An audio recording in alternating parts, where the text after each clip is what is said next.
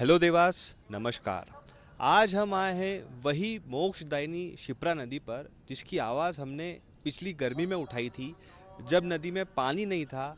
और इसकी सफाई का हमने एक मुद्दा उठाया था जिसमें लोगों ने और प्रशासन ने बढ़ चढ़कर हिस्सा लिया था। आज हम वापस उसी नदी के किनारे खड़े हैं। स्थिति में कुछ परिवर्तन है, आज नदी में पानी है पर गंदगी का आलम उतना ही है।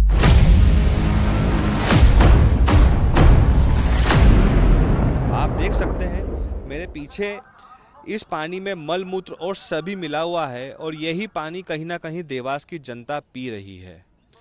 देवास में एक समय जब जल संकट था तब नदी जोड़ो अभियान के तहत शिप्रा में नर्मदा का पानी लाया गया था। देवास को पानी की व्यवस्था ही कराई गई थी। पर आज हम जब देख रहे हैं, शिप्रा की जब बात करते हैं तो शिप्रा के आसपास निरंतर गंदगी फैली हुई है और यही पानी देवास के लोगों के पीने में भी आ रहा है। हम देखते हैं कि जो शिप्रा का डैम है वहाँ भारी संख्या में जो पानी आ रहा है उसको केमिकल द्वारा ट्रीट किया जा रहा है। वही केमिकल ट्रीटेड पानी जो है लोग पी रहे हैं। पर क्यों ना कुछ ऐसी व्यवस्था की जाए कि ये पानी प्राकृतिक रूप से साफ रहे, यहाँ गंदगी कम मिले। यहाँ जो नाले जुड़ रहे हैं, शिप्रा के जो नाले आ रहे हैं उनको रोका जाए या वहाँ से पानी को शुद्ध किया जाए। आप देख सकते हैं कि यहाँ कुछ हमारे साथ नागरिक भी मौजूद है शिप्रा के। हम उनसे जानना चाहेंगे कि आखिर शिप्रा के साथ ऐसा क्यों हो रहा है। नमस्कार, मैं रघुवीर सिंह। पिछली बार हेलो देवास के माध्यम से हमने शिप्रा के लिए एक आवाज़ गर्मी में पिछली बार उठाई थी जब नदी सूखी थी, और इस बार नदी भरी हुई है।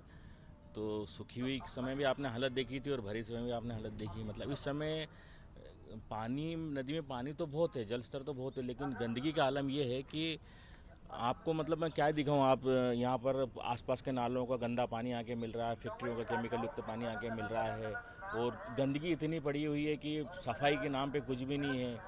हम मतलब अपने अधिकारियों से, कलेक्टर साहब से, नगर निगम से, सबसे यही मांग करते हैं कि इसकी कुछ ऐसी वैकल्पिक व्यवस्था कर दी जाए कि नदी की सफाई प्रतिदिन जहाँ जहाँ शिप्रा नदी जिस जिस गांव से देवास जिले में जुड़ते हुए जा रही है, जहाँ जहाँ जुड़ रही है, वहाँ पर एक समिति ग्राम पंचायत द्वारा बना दी जाए। उस समिति में ग्राम पंचायत को ऐसा मत दिया जाए जिससे 10-20 लोगों की वो रोज़ हाजिरी लगवा के यहाँ पर सफाई करा दे, तो कुछ हद तक सफाई होती रहेगी। उसके बाद में हमने कुछ पिछली बार भी कुछ इक्विपमेंट की मांग करी थी ग्राम पंचायत के द्वारा कि कुछ ऐसी मशीनरी है जो अभी यमुना नदी में सफाई को ज़्यादा पैसे की, ज़्यादा महंगी भी नहीं हो, 10-15 लाख रुपए की मशीन है जो पानी में घूमती है और सारा कचरा उठाती रहती।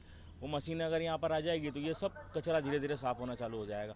आने वाले समय में 2 साल बाद कुंभ है, क्या सिर्फ 2 महीने के लिए ही हम साधु संत महात्माओं जितने महामंडलेश्वर, आचार्य पीठाधीश्वर या शंकराचार्य आएंगे उनको रिझाने के लिए 2 महीने के लिए इस नदी को साफ करेंगे? क्या ऐसा कोई समाधान नहीं निकल सकता कि शिप्रा प्राकृतिक रूप से साफ रहे? बिल्कुल। या हमेशा अपन को उसको रासायनिक और केमिकल के द्वारा ही साफ करके अपने को पानी पीना और अपने को पिलाना? आप कितनी गंभीर बीमारियों से हम आज लड़ रहे हैं, तो सिर्फ इसका नतीजा ही कि हम गंदा पानी पी रहे हैं। हम गांव के जुड़ाव से ख़त्म हो गए, नदियों से हमारा जुड़ाव ख़त्म हो गया।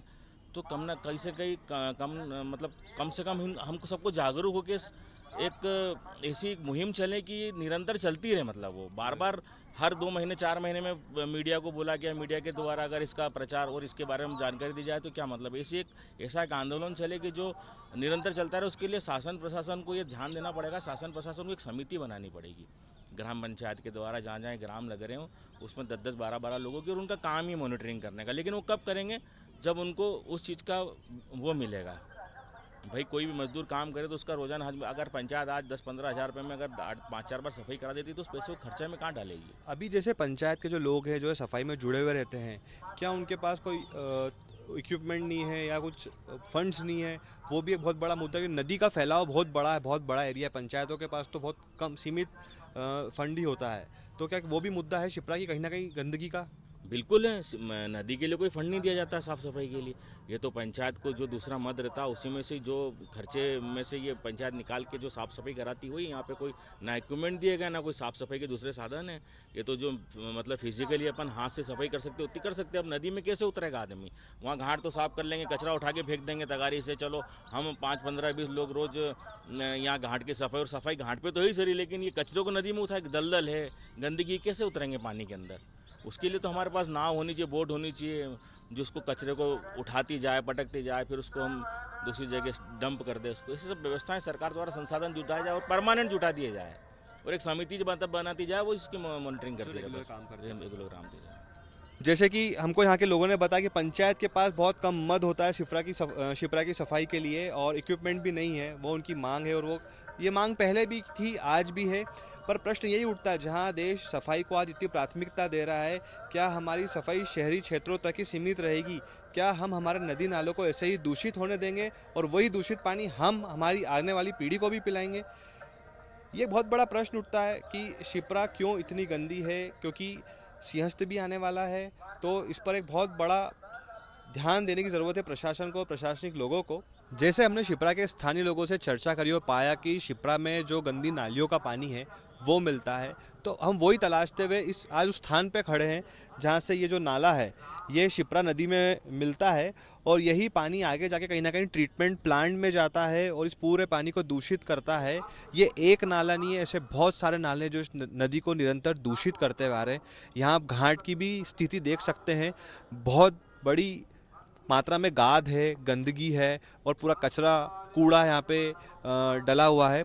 तो वही जो बात हम आपसे कह रहे थे कि एक पूरा प्लान बनाने की ज़रूरत है शिप्रा नदी के लिए, जो इसमें जो नाले मिल रहे हैं उनकी रोकथाम करे, यहाँ गाद गंदगी और कचरा से भी इस नदी को मुक्त करें और ये वापस जीवंत हो पाए। जैसे हमने आपको एक छोटा नाला शिप्रा नदी में मिलते हुए दिखाया था, वहीं अब एक ये बड़ा नाला है जो पूरे शिप्रा गांव का जो पानी है, पूरा गंदा पानी इससे शिप्रा नदी में जाता है। आप देख सकते हैं 5 बड़े बड़े पाइप लगे हुए हैं जिससे गंदा पानी आता है।